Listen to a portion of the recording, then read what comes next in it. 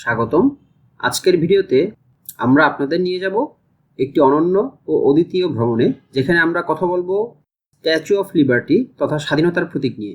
এই বিশাল মূর্তিটি শুধু একটি দর্শনীয় স্থান নয়, এটি স্বাধীনতা ও গণতন্ত্রের একটি শক্তিশালী প্রতিনিধি। স্ট্যাচু অফ লিবার্টি 1886 সালে ফ্রান্সের পক্ষ থেকে যুক্তরাষ্ট্রকে উপহার দেওয়া হয়, যা দুটি দেশের মধ্যে বন্ধুত্বের একটি উজ্জ্বল চিত্র। এই মূর্তিটি আজও বিশ্বের বিভিন্ন প্রান্ত থেকে আসা লাখো লাখো পর্যটকদের আকৃষ্ট করে। আজ আমরা এর ইতিহাসের নানা দিক, জনপ্রিয় ভুল ধারণা ও মিথ এবং বিভিন্ন প্রচারণার ব্যবহার নিয়ে আলোচনা করব। আমরা দেখব কীভাবে এই মূর্তিটি আমেরিকান এক্সপ্যানশনালিজম, নাগরিক অধিকার আন্দোলন এবং যুদ্ধকালীন সময়ে জাতীয় গৌরবের প্রতীক হয়ে উঠেছে। তাহলে আসুন শুরু করি আমাদের এই অসাধারণ যাত্রা, যেখানে আমরা জানব স্ট্যাচু অফ লিবার্টির পিছনের ইতিহাস, মিথ এবং সমাজের প্রভাব সম্পর্কে। চলুন আমাদের আলোচনাকে আরও গভীরে নিয়ে যাই। এই মূর্তিটি ডিজাইন করেছেন ফরাসি ভাস্কর ফ্রেডরিক অগাস্ট বার্থোল্ডি। তিনি এই প্রকল্পের জন্য বিশেষভাবে চিন্তাভাবনা করেন। তবে মূর্তির অভ্যন্তরীণ কাঠামো তৈরি করেছেন গুস্তাভ আইফেল, যিনি আইফেল টাওয়ারের ডিজাইনও করেছিলেন।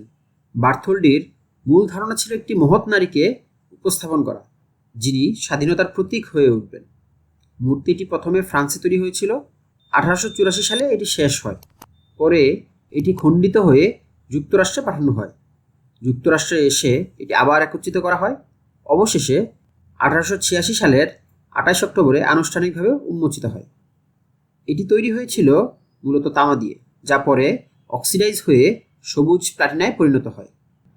অনেকেই মনে করেন এটি একটি আকর্ষণীয় পরিবর্তন, যা মূর্তিটির সৌন্দর্যকে বাড়িয়ে তোলে। এটি একটি স্বাভাবিক ঘটনা এবং ইতিহাসের মধ্যে বিভিন্ন মূর্তির ক্ষেত্রে এ ধরনের পরিবর্তন দেখা যায়। মূর্তির মুকুটে 7টি রশি রয়েছে, যা পৃথিবীর 7টি মহাদেশ এবং 7টি সাগরের প্রতিনিধিত্ব করে। এটি স্বাধীনতার একটি সার্বজনীন প্রতীক হিসেবে ব্যবহৃত হয়। স্ট্যাচু অফ লিবার্টির ইতিহাস আমাদের দেখায় যে এটি কিভাবে ফ্রান্সের জনগণের দ্বারা গৃহীত হয়েছিল। 1865 সালে ফ্রান্সের এক সাংবাদিক প্যারিসে একটি ভাস্কর্য তৈরির প্রস্তাব করেছিলেন। এটির উদ্দেশ্য ছিল আমেরিকার স্বাধীনতা সংগ্রামের প্রতি শ্রদ্ধা জানানো। 1871 সালে ফ্রান্সের গৃহযুদ্ধের পর এটি একটি বাস্তব প্রকল্পে পরিণত হয়। মূর্তিটি ফ্রান্সের মানুষের কাছে বিভিন্নভাবে গুরুত্বপূর্ণ ছিল, কারণ এটি তাদের রাজনৈতিক আদর্শ ও মূল্যবোধের প্রতীক। মূর্তিটির নির্মাণ প্রক্রিয়া ছিল একটি বিস্তৃত উদ্যোগ। এটি প্রথমে ফ্রান্সে তৈরি হয়। এর নির্মাণ প্রায় 300 ওয়ার্কারের প্রয়োজন ছিল এবং এটি সম্পূর্ণ হতে প্রায় 9 বছর লেগেছিল। ওয়ার্ল্ড ওয়ার 1 এবং ওয়ার্ল্ড ওয়ার 2 এর সময় এটি জাতীয় গৌরব এবং সংহতির প্রতীক হিসেবে প্রচারণা পোস্টারে ব্যবহৃত হয়। 9/11 হামলার পরে স্ট্যাচু অফ লিবার্টি জাতীয় ঐক্য এবং স্থিতিশীলতার চিত্র হয়ে ওঠে, যা যুক্তরাষ্ট্রের জনগণের আত্মবিশ্বাসকে শক্তিশালী করে। আন্তর্জাতিক পর্যায়ে এটি মানবাধিকার ও গণতন্ত্রের প্রতিনিধিত্ব করে এবং স্বাধীনতার আদর্শ প্রচার করে। সাংস্কৃতিক কূটনীতিতে স্ট্যাচু অফ লিবার্টি যুক্তরাষ্ট্রের ইতিবাচক ইমেজ প্রচারে ব্যবহৃত হয়। নারী অধিকার আন্দোলন এবং শ্রম আন্দোলনের ক্ষেত্রেও মূর্তিটি গুরুত্বপূর্ণ ভূমিকা পালন করেছে। নারীদের স্বাধীনতা ও শ্রমিকদের অধিকার ও ন্যায়ের সংগ্রামের প্রতীক হিসেবে চিহ্নিত হয়েছে। এবার আমরা আলোচনা করব স্ট্যাচু অফ লিবার্টি সম্পর্কে সাধারণ কিছু ভুল ধারণা ও মিথ সম্পর্কে। অনেকেই বিশ্বাস করেন যে স্ট্যাচু অফ লিবার্টি একটি আরব নারীর আদলে তৈরি করা হয়েছে বা ইসলামের প্রতিনিধিত্ব করে। তবে বাস্তবতা হলো এটি রোমান দেবী লিবার্টাসের আদলে তৈরি, যা স্বাধীনতার প্রতীক। মূর্তিটি তৈরি করার সময়ে বার্থোল্ডি এই দেবীকে উদ্দেশ্য করে কাজ করেছিলেন।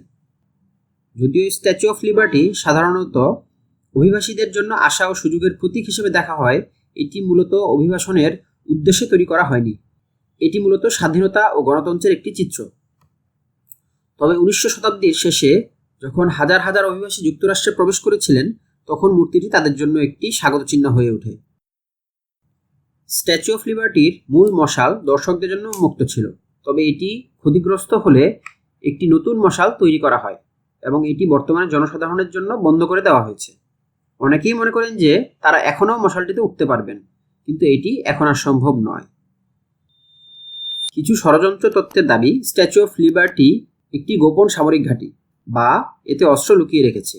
এটি সম্পূর্ণ কাল্পনিক। মূর্তিটি কখনো সামরিক উদ্দেশ্যে ব্যবহার করা হয়নি। অনেকের মধ্যে ধারণা রয়েছে যে স্ট্যাচু অফ লিবার্টির নকশায় গোপন বার্তা বা কোড আছে। যদিও এটি প্রতীকীভাবে সমৃদ্ধ, তবে এতে কোনো লুকানো বার্তা নেই। স্ট্যাচু অফ লিবার্টি নিয়ে বেশ কয়েকটি ষড়যন্ত্র তত্ত্ব প্রচলিত রয়েছে। প্রথমত, কিছু লোক দাবি করে যে এটি ইলুমিনাতির একটি প্রতীক, যা গোপন সমাজের সঙ্গে যুক্ত। এই ধারণাটি বিভিন্ন সাংস্কৃতিক প্রেক্ষাপটে জন্ম নিয়েছে।